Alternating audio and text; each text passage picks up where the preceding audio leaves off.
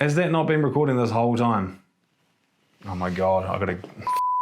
Right, so I've been shooting with the Lumix S1Rii for about 8 weeks now. I've taken it up a mountain, I've taken it into some caves, I've done 4 days of hiking with it through Tasman, and I've had it nearly sprayed by a speedway car at a speedway track. That was fun.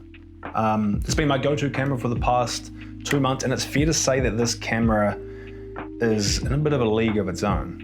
But there is one problem that I ran into that nearly made me miss the shot entirely. And it's not in the manual, nobody warned me about it, and it caught me off guard in a really crucial moment. So let's talk about 8 weeks with the Lumix S1Rii as a content creator. So here's what it really nails and what you really need to know before buying this camera, if you want to buy it, or you just want to find out more about it. Let's start with what really matters, and that's the image quality. So over the past 8 weeks, I've shot in all kinds of conditions. Speedway cars, a marathon in full sunshine, Tasman's golden hour trails, the pitch black caves of Waitomo, Mount Taranaki at sunrise. What's consistently blown me away about this camera is just how good it looks at its native ISOs. So I've been shooting vlog at those native points, which is ISO 200 and 1000. And then if you've got the eye dynamic on, which is another setting on this, you can push out 400 and 2000. And the footage is just absolutely marvelous. Like even in the cave shooting at higher ISO, the footage was still super clean. There was no weird grain, no digital mud, and it just held together beautifully in post. The colors were punchy, it's cinematic, it's really flexible to edit. Yeah, it's really starting to hit the mark. Now Panasonic's always done stabilization really well, but coming from the S5 Mark IIX, the stabilization on the S1Rii is just on another level. So I did a side-by-side test with my friend Nani, who was shooting on a Sony A7. Now, I know that the A7's a slightly older camera, but that's what we had on us, and we figured we'd just test it anyway. Same conditions, both handheld, and honestly, it wasn't even close. Like, the S1Rii looked like it was on a gimbal. Like, the pan-ins, the walking shots, the follow moves, it all just soaked it all up, and it gave me these really beautiful, clean, stable shots. I didn't have to second guess anything, and it gave me total confidence that what I was about to shoot was going to be absolutely solid. And yeah, it also saved me a ton of time not having to stabilize everything in post-production, which is time is money. Time is money, baby. So I've been shooting in 2 main codecs, 4K 422 10-bit and 4K 420 10-bit 100 frames for my slow motion. So I've paired that with the white balance of 5500, and I've been shooting with this Peter McKinnon variable ND for my outdoor control. And the result is footage that just loves to be graded. Like, everything from the marathon footage in the harsh sun to the moody, shaded waterfall scenes, like the dynamic range in this is absolutely unreal. Like, you can really push and pull the shadows and highlights, and it just holds together so well. Way better than the S5 Mark IIX, I think.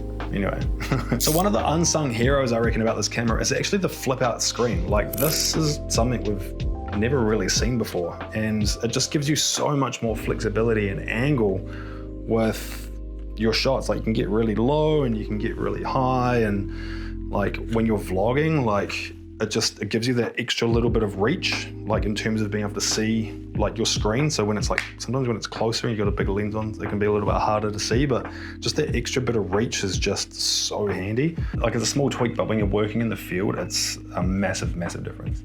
Same goes for the switching modes between photo, video, and S&Q. Like, it's fast, it's intuitive, there's no digging through like the menus mid-shoot. I love that each mode holds its own profile, so I can set different settings for slow motion, stills, or normal speed video, and just flick between them instantly. Like, that made my whole shooting experience just so much better and so much more enjoyable, because I'm not having to adjust all my ISOs and rack on my wheels and everything and trying to get it in place. Like, each one has its own dedicated profile, and it just means you can just switch between it so much quicker and just get a real variety of shots. Let me tell you what really surprised me about this, and that's the autofocus. Now, a couple of weeks ago, I shot a wedding on my mate's Sony A1, and I'd never really used Sony before, and I guess I kind of get it now. I get why people buy Sony. Like, the autofocus was fast, it was sticky, it was so smooth, it felt like somebody was manually pulling focus for me. And it was a really great benchmark moment because it was kind of like this is what makes Sony cameras so appealing. But here's the thing, the S1R2 completely competes with it, like seriously competes. Like even at the 100 frames per second, the autofocus just racks so cleanly and confidently between subjects. Like coming from the S5 Mark IIX where the autofocus and slow motion and variable frame rates was a little bit hit and miss, this is a massive improvement. Even in dark environments like fast motion, high ISOs, it just works so well. And I didn't have to fight for it. Which for Lumix, it's a huge leap forward because that's one of the points of contention that Lumix has constantly been battling over these years is with its autofocus and focusing ability. But this, that phase hybrid, I guess Gen 2 in this camera is just, it's as good as the Sony. I'm just gonna say it's as good as the Sony. So let's talk about the photos for a second. Now the stills out of this camera are massive, but they're incredible. You know, 45 megabyte RAWs, they're beautiful to work with in Lightroom. There's just so much detail, so much flexibility. Even at high ISOs, the noise was minimal and they're super easy to clean up. This isn't just a hybrid on paper, this is a hybrid on practice. The video is sharp, the stills are rich, it's fast, adaptable, and truly delivers in the field. But with all the good things, well, there's a few things to watch out for. And the big one I noticed was battery life. You're gonna need more batteries, like more than you think. I've been burning anywhere between 3 to 5, 4 to 6 batteries on a full day shoot.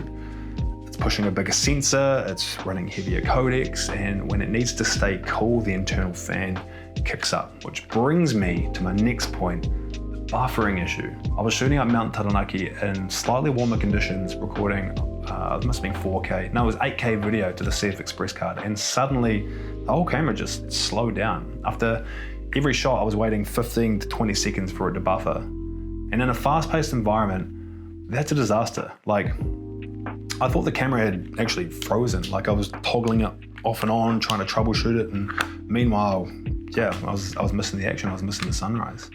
Now, I couldn't replicate this in the cave because I think it was actually cooler in there. So I'm putting this down to the heat buildup on the actual CF Express card, which, yeah, like really heats up quite a bit. I've really noticed it holds a lot of heat. But the one thing that you can do, and one of the other features that this camera has, is that you can change the fan speed on this. It's got several different fan settings. So increase the fan, cools down the camera, but uses more battery. So there are trade-offs. Pick your poison. So after 8 weeks of real world use, what's the verdict? Well, this camera's fucking awesome. I've shot on the GH5, the GH6, the S5, S5 Mark IIX, and this is the camera that finally delivers on everything I want as a run and gun shooter. It's cinematic, it's fast, it's stable, it gives me confidence that the shots I'm getting are gonna be in focus. Yeah, the battery life, but that's something I can plan for because you can always just bring more batteries. But what I need as a content creator is I need performance. So this, yeah, 8 weeks with this, fucking sick, epic, great camera. And so it should be for like $7,000 or whatever the hell it costs. So yeah, that's my 2 cents. That's my 8 weeks with the Lumix S1R2. Hopefully you got something out of this video. Jump in the comments if you've got an S1R2, you got similar experiences, or if you've got any questions about this camera, about any of the settings. I'm gonna jump in, I'm gonna reply to every single comment that I get. So yeah, go Panasonic, woo! Team Panasonic. I'm not a fanboy, I'm not. I just really like this camera. Anyway, I'll see you in the next one.